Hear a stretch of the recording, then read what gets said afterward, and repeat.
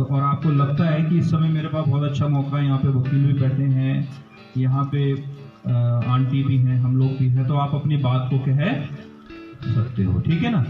तो हैं? अच्छा ठीक है, ओके, तो जी सर। जैसा कि मैम ने आपको बताया कि लाइफ में जो लेडी है उसके हमेशा संघर्ष रहता है, जब से वो पैदा होती है तब से और मृत्यु तक। इसके दो बहुत बड़े एग्जाम्पल हमारे सामने हैं, खुद मैम और डेजी मैम। क्योंकि आप सबकी डेजी मैम की तो मैंने बायोग्राफी जो है वो लिखी भी है, एक शॉर्ट बायोग्राफी लिखी है। मैं बता दूं कि वो एक ऐसे गांव से आती हैं जहां कि उनको पानी लेने के लिए भी 4 किलोमीटर दूर जाना पड़ता है, और इतनी पतली पगडंडी है कि आज तक भी वो गांव ऐसा है कि जहां रोड नहीं पहुंची है। तो आप सोचिए कि ये शायद संघर्ष का हमारे पास एक बहुत अच्छा एग्जाम्पल है। उसके बाद आज उनको देश में ही नहीं विदेश में भी लोग जानते हैं, बहुत सारी कंट्रीज हैं जहाँ पे उनको सराहा जाता है, और आज वो इतनी सक्षम है कि आप जैसे 270 बच्चों को, जो कि मतलब बिल्कुल समाज से निकाल दिए गए हैं या अलग कर दिए गए हैं, इस तरह के बच्चों को वो शिक्षा दे रही है। तो मैं सोचती हूँ कि शायद ये उन्नति की सबसे बड़ी निशानी है, क्योंकि एक ऑफिस में बैठ कर के हम फाइल साइन कर सकते हैं, लेकिन एक ऑफिस में बैठ कर के आप 270 बच्चों का जीवन बना दें, ये शायद बहुत बड़ा एग्जाम्पल है।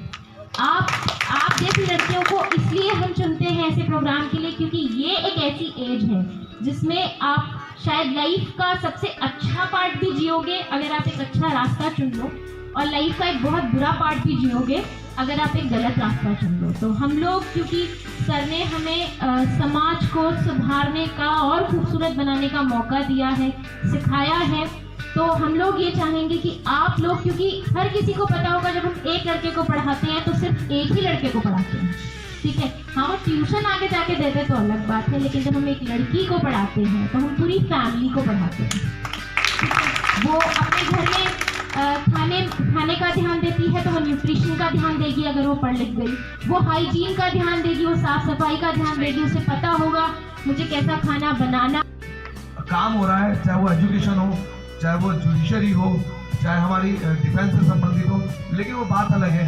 अब आपके राइट से संबंधित है तो आपको अपने राइट जानना इसलिए जरूरी है। आप इसको ठीक है, आपको रास्ते में कोई तंग कर रहा है, मैंने बताया आप पहले अपने पेरेंट्स से बोले ना, वो फिर आप अपने शिक्षक से बोल सकते हैं जो आपका टीचर होता है। नहीं मान रहा तो मैंने बताया आप कहीं भी पास में जो भी गवर्नमेंट जो ये पुलिस चौकी है या पुलिस थाना है या तहसील पटवारी से संबंधित है, आप वहाँ जाकर अपनी कंप्लेंट करा लें। अगर लगता है आपको कि आपकी किसी ने बात नहीं सुनी, तो हर सिटी में कुछ ऐसे एडवोकेट्स भी हैं, हम भी हैं उसमें से, कि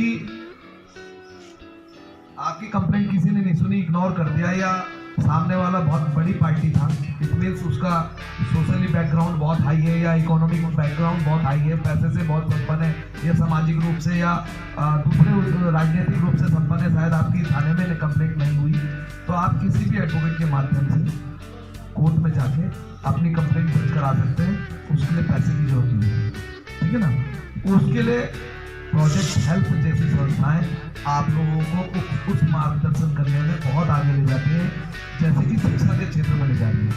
तो ये भी कहीं ना कहीं प्रत्येक जो ये इस तरीके के एनजीओज हैं, इस तरीके की परियोजनाएं होती हैं, वो जो निर्धन बच्चे या ऐसे परिवेश में पढ़े हुए बच्चे या ऐसा समाज जो शिक्षा से पीछे वंचित रह जाता है, ऐसे समाज को आगे ले जाने में आप लोगों की अग्रणी भूमिका है, और इसके लिए भी आप बधाई के पात्र हैं।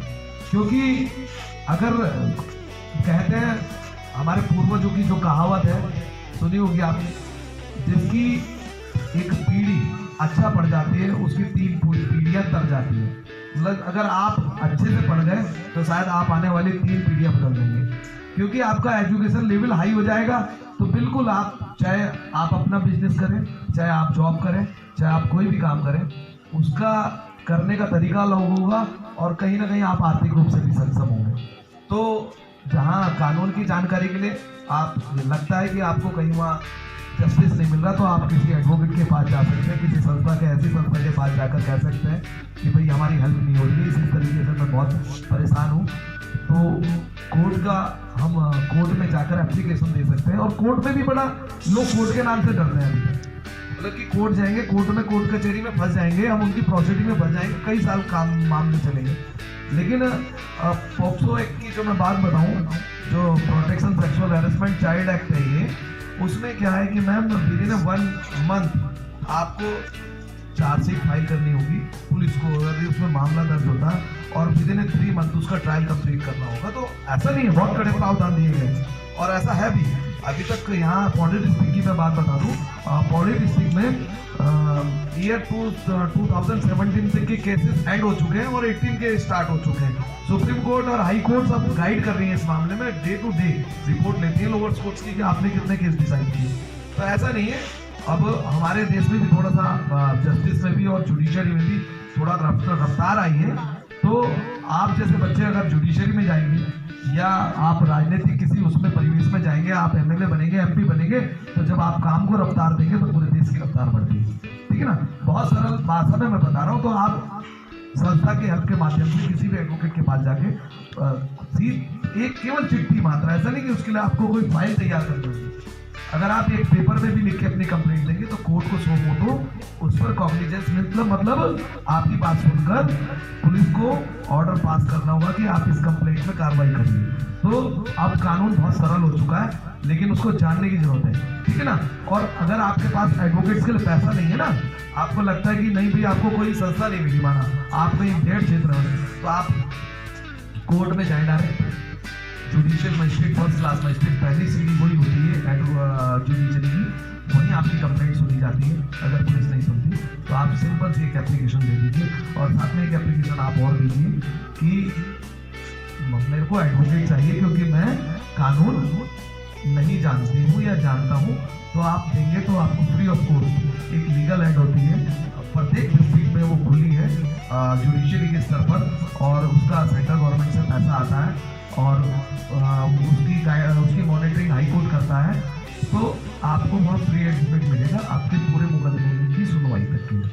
तो ये सभी चीज़ें हैं, और अपने राइट जानना, आपको कोई तंग कर रहा है, परेशान कर रहा है, तो इसका उपचार है। अगर आपको देखिए, बहुत छोटी सी बात है कि आप कहीं आपका झगड़ा, आपको किसी ने मारपीट कर दिया, आपका रोड पे एक्सीडेंट कर दिया, आपको कोई दिक्कत हो गई, तो आप हॉस्पिटल जाते हैं, हॉस्पिटल वाले कहते हैं कि आप पुलिस लाइए तभी हम आपका मेडिकल करेंगे। ये जनरल सी बात है। इसके लिए मैं बता दूं कि जो मेडिकल फैसिलिटी होती है उनके जो 2 रजिस्टर होते हैं, एक मेडिको लीगल होता है और एक दुर्घटना से संबंधित होता है, उसका नाम याद नहीं आ रहा। तो यदि पुलिस आपके साथ है भी नहीं, आपके साथ कोई दुर्घटना हो गई, आपको चोट लगी और आप गए हैं और आपका मेडिकल होना जरूरी है। मेडिकल आपको ऐड तो देंगे, लेकिन मेडिकल इसलिए कि कल को आपको माना आपको एक्सीडेंट कर दिया, आपके पाँव में हाथ में इस तरीके की चोट आ गई कि आप 2 महीने 2 साल तक भगवान न करे बिस्तर पर चले गए, तो उस चीज की पूर्ति के लिए क्या है, कानून में प्रावधान है कि आपको एमएससीडी यानी कि मोटर दुर्घटना का जो आपको जो क्षति हुई है उसका पैसा मिले। वो कैसे मिलेगा, जब आपका मेडिकल बनेगा। डॉक्टर्स लोग भी देखें, जहाँ जितनी पुलिस जिम्मेदार है अपने गैर रवैये के लिए, उतने सरकारी हॉस्पिटल भी जिम्मेदार है। क्योंकि वो क्या करते हैं, साधारण व्यक्ति जाता है, उसका चाहे सर फटा है, उसे पुलिस से लिखा के लाओ तब करेंगे आपका मेडिकल। अरे भाई इतने तो क्या पता उसके प्राण निकल जाए। तो उसके लिए राइट मैं बताता हूँ, उसके लिए प्राइवेट मेडिकल पीवीटी होता है। प्राइवेट मेडिकल की हर सरकारी हॉस्पिटल में व्यवस्था होती है। प्राइवेट मेडिकल का ये नहीं कि आपको प्राइवेट हॉस्पिटल में जाना है, मेडिकल का मतलब आपको जो भी चोटें आई हैं, आपके शरीर की उस समय जितनी भी संरचना बिगड़ी है उसको सब वो डिटेल नोट करेगा और वो डिटेल में एक अपने रजिस्टर में चढ़ाएगा और आपका अंगूठा लगाएगा। तो क्या होगा, वो गवर्नमेंट दस्तावेज बन जाएगा। तो आप कभी भी इन फ्यूचर उसका यूज करना चाहेंगे, आपको किसी भी क्लेम लेना हो या किसी भी मुकदमे में उसकी आपको उस कागज की जरूरत पड़ती है, नेसेसरी है। बिना मेडिकल के कोई मुकदमा चल नहीं सकता और बिना मेडिकल के कोई क्लेम मिल नहीं सकता। तो वहां पर 130 रुपए की उसकी पर्ची होती है। आप कहिए कि फिर प्राइवेट मेडिकल बनाइए हमारा, हम नहीं ला रहे पुलिस को, वो आपको कहेंगे कि नहीं ये ऐसे नहीं होता, ऐसे नहीं होता। तो आप जो इन राइटिंग देते हैं ना 2 लाइन का,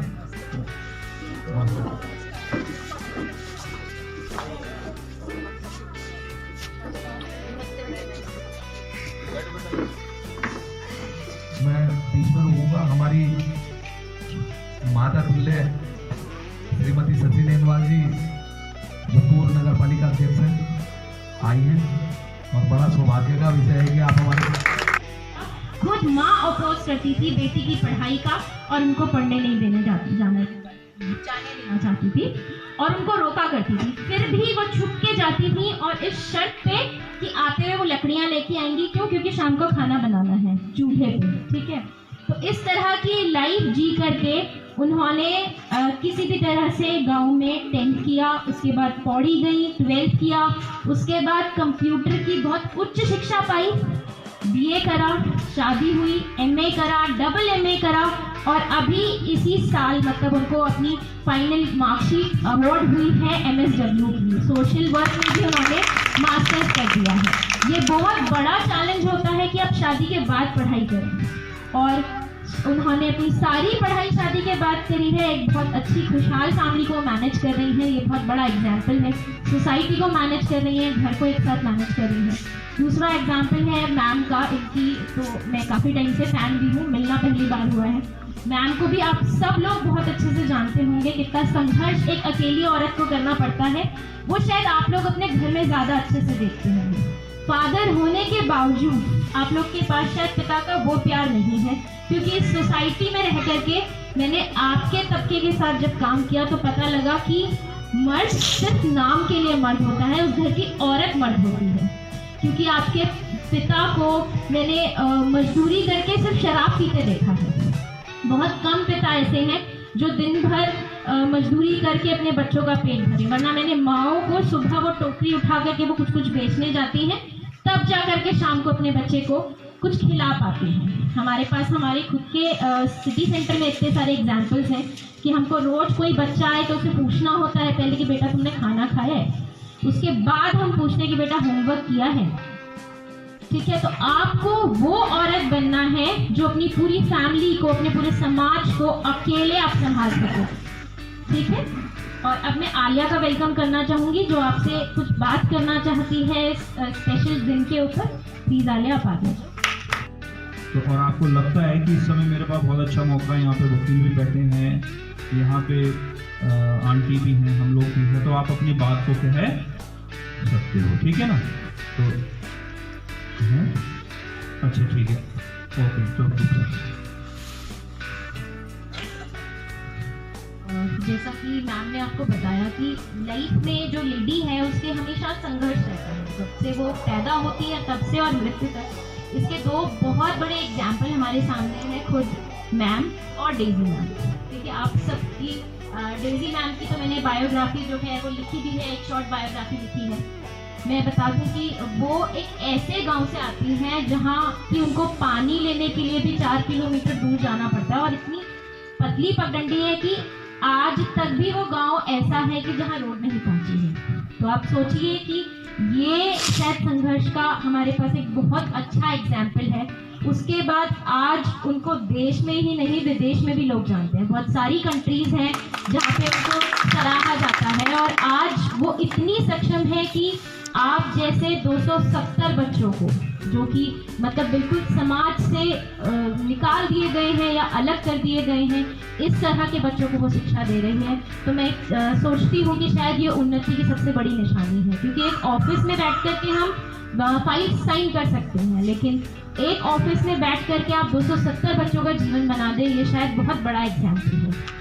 आप जैसी लड़कियों को इसलिए हम चुनते हैं ऐसे प्रोग्राम के लिए, क्योंकि ये एक ऐसी एज है जिसमें आप शायद लाइफ का सबसे अच्छा पार्ट भी जियोगे अगर आप एक अच्छा रास्ता चुन लो, और लाइफ का एक बहुत बुरा पार्ट भी जियोगे अगर आप एक गलत रास्ता चुन लो। तो हम लोग, क्योंकि सर ने हमें समाज को सुधारने का और खूबसूरत बनाने का मौका दिया है, सिखाया है, तो हम लोग ये चाहेंगे कि आप लोग, क्योंकि हर किसी को पता होगा जब हम एक लड़के को पढ़ाते हैं तो सिर्फ एक ही लड़के को पढ़ाते हैं।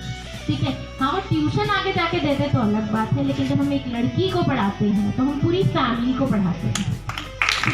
वो अपने घर में खाने का ध्यान देती है तो वो न्यूट्रिशन का ध्यान देगी अगर वो पढ़ लिख गई, वो हाइजीन का ध्यान देगी